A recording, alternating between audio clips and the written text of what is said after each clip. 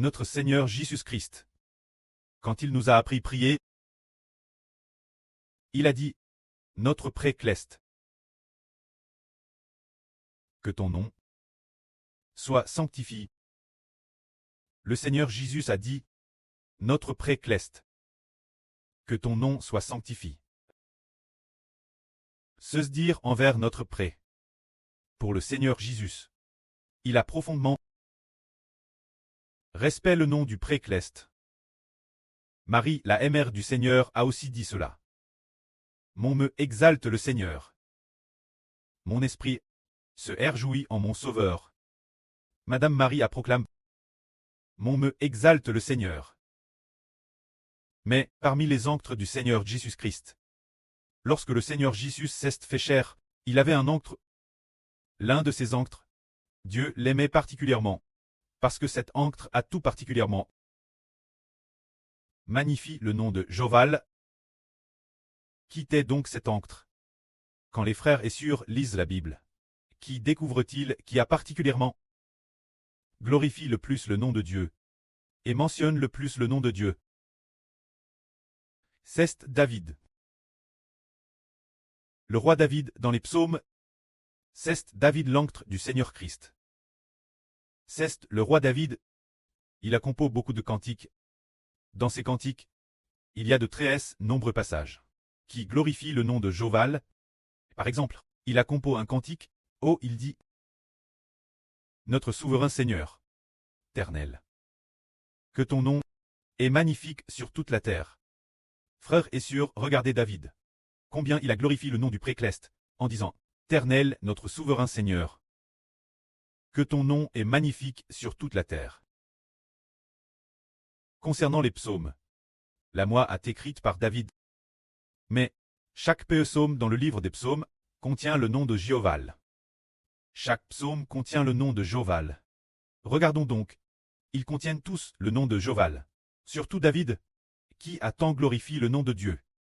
Par exemple, il dit, l'Éternel est mon berger. Je ne manquerai de rien. C'est écrit par David. Il y a beaucoup de passages dans les psaumes qui glorifient le nom de Dieu.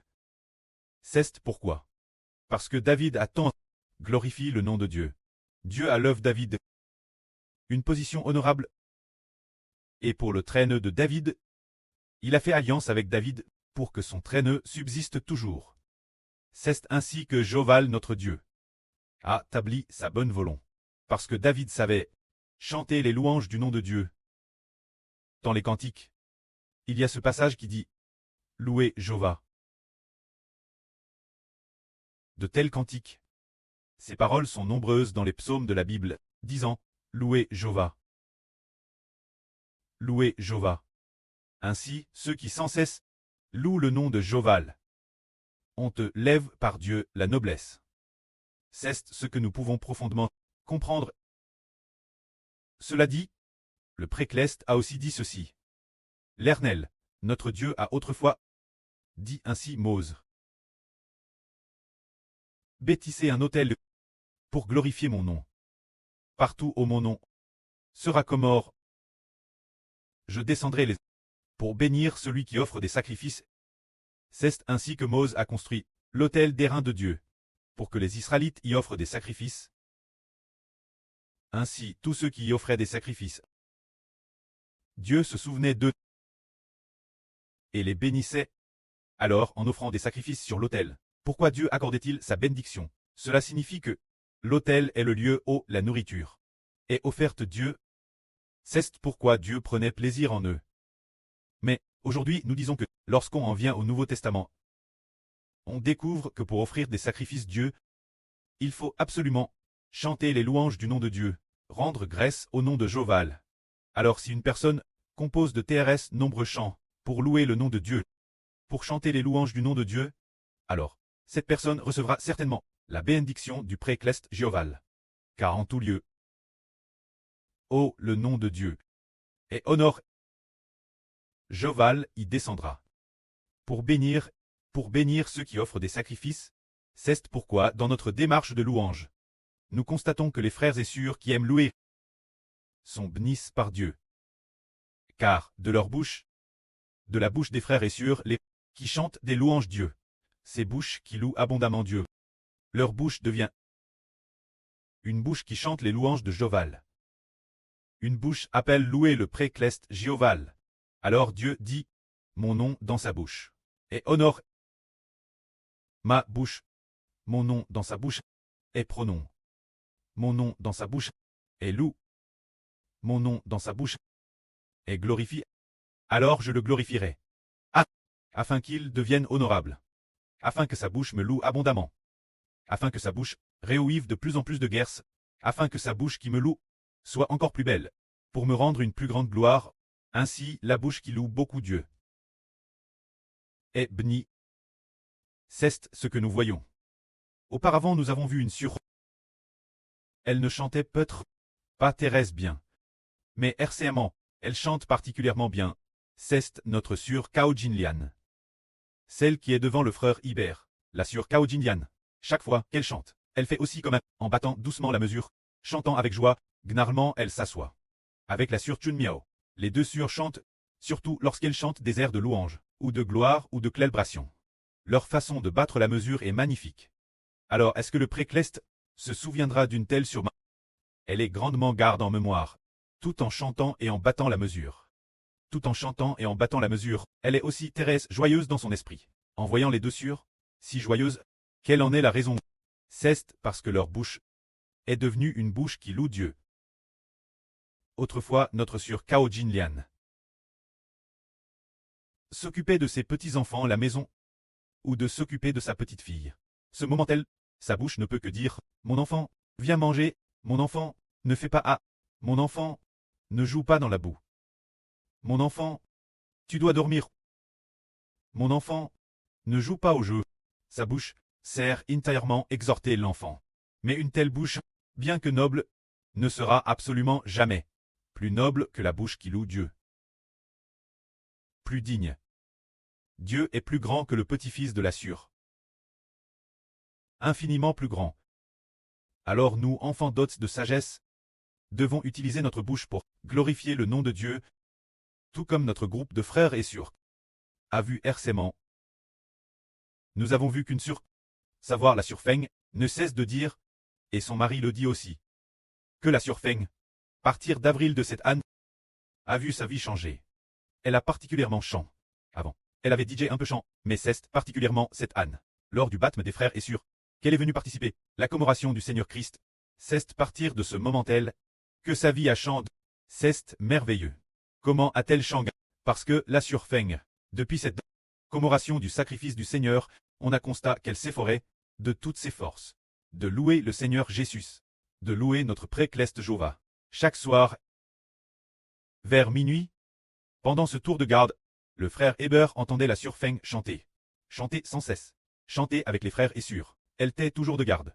Et force de chanter, elle est ainsi devenue noble. Et sa joie a débord.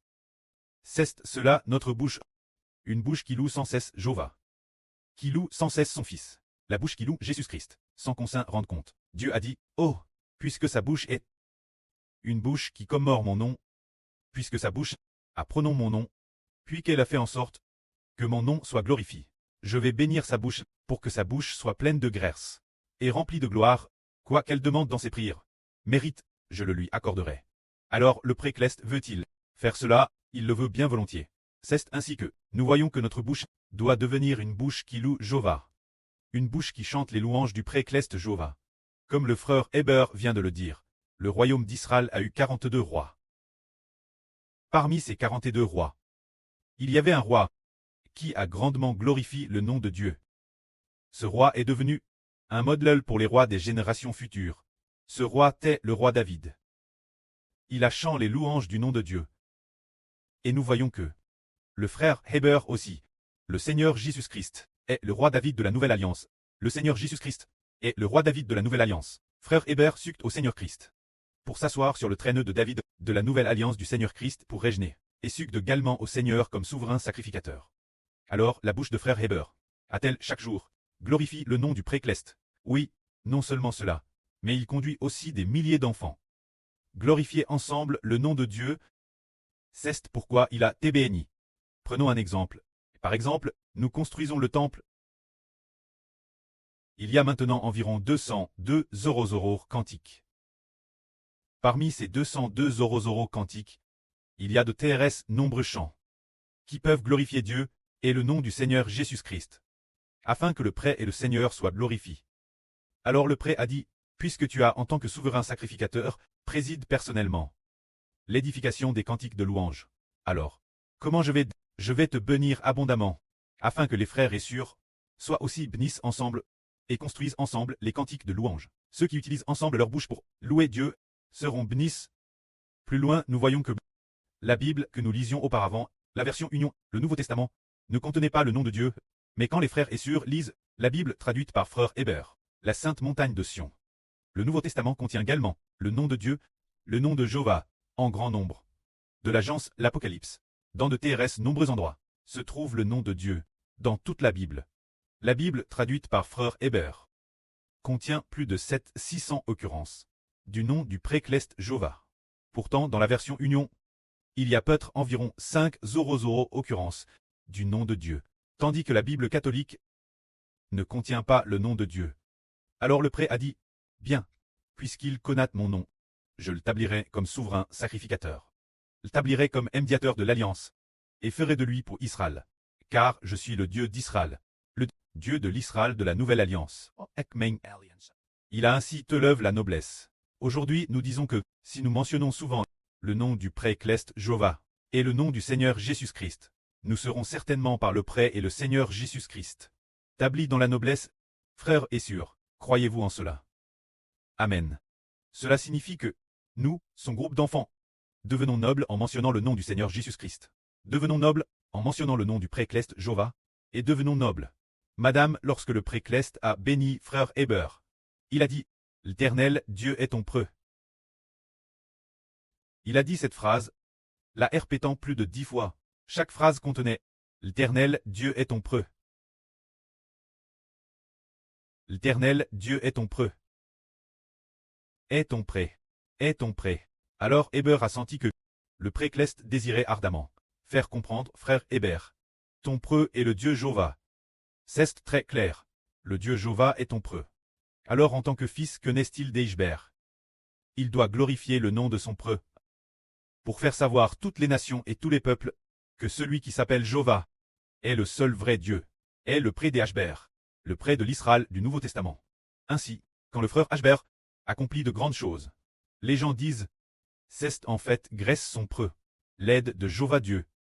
C'est en fait Grèce son papa, l'aide du Seigneur Jésus-Christ.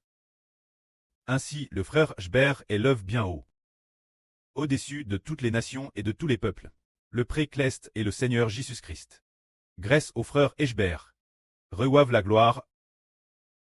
Si dans l'une de nos chansons, il n'y a pas Dieu, ni le Seigneur Jésus-Christ, ni le précleste Jéhovah, si aucun de ces mots n'y figure, alors cette chanson n'est peut-être pas Thérèse bonne.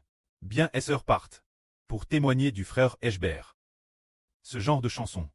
Les autres chansons devraient contenir le nom de Dieu et du Seigneur Christ. Une telle chanson sera alors complète, car nous disons qu'il faut chanter pour Jéhovah, qu'il faut louer Jéhovah, qu'il faut louer le Seigneur Jésus-Christ, qu'il faut chanter pour le Seigneur Jésus-Christ. Mais si dans cette chanson, il n'y a pas Dieu, ni le nom du Seigneur Jésus, alors comment pouvons-nous le chanter? Une telle chanson n'est pas très bonne. Dans ce cas, les chansons qui ne sont pas bonnes, nous devrions les modifier. Par exemple, certaines chansons. Par exemple, il est vraiment bon. Son amour fidèle dure toujours. Ce il, nous savons que c'est Jéhovah, mais s'il est dit, il est vraiment bon. Son amour fidèle dure toujours. Nous le changeons en Jéhovah est vraiment bon. L'amour fidèle de Jéhovah dure toujours. En chantant ainsi, la chanson est bénie par Dieu. Cette chanson, n'est-ce pas? Si nous n'écrivons pas le nom de Dieu, alors qui va la bénir en disant « Il est vraiment bon » Mais c'est qui ce il? De quel Dieu s'agit-il? Ou de qui d'autre? On ne sait pas. Et ainsi, cette chanson ne sera pas bénie par Dieu.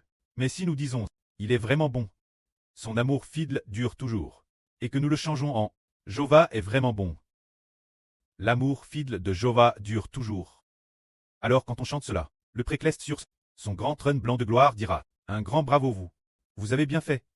je vais vous bénir tout de suite. Alors nous serons bénis. C'est pourquoi nous devons faire preuve de sagesse en écrivant des chansons. Alors quand nous prions, ne devrions-nous pas mentionner souvent le nom du précleste Jéhovah et celui du Seigneur Jésus-Christ? Il faut mentionner fréquemment, afin que chacune de nos prières soit directement connectée au précleste Jéhovah, directement connectée au Seigneur Jésus-Christ, afin que le malin n'ait aucune opportunité. Alors nous, chaque mot de chacune de nos prières mentionne le Seigneur Jésus, mentionne le précleste Jéhovah. Alors Satan ne pourra pas l'arrêter, ne pourra pas bloquer notre bouche, dès que notre bouche prononce quelque chose. Elle l'obtient, que la gloire soit rendue auprès et au Seigneur. Amen.